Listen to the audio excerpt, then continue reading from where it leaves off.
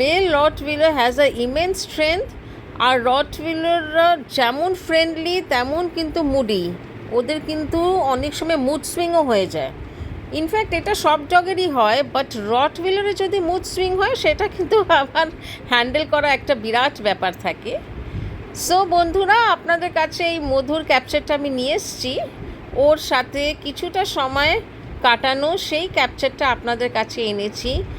এত সুন্দর একটা ক্যাপচার, একটা রটভিলার ডগ কি সুন্দরভাবে ঠিক একটা ছোট্ট শিশুর মতন আমার কাছে খেলা করছে, আমার সাথে অনেক রকম আনন্দ করছে, আর আমারও ওকে খুবই ভাল লাগছে।